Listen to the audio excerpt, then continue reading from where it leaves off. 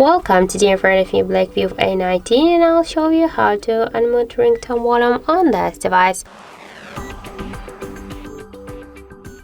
So let's just first open the settings application, and after that tap here on the sound section.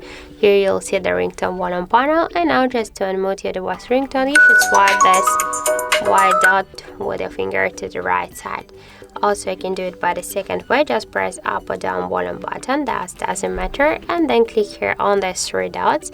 You'll see down here the ringtone volume panel, and just to unmute ringtone by the same way, swipe this blue dot to the right side and click here to done.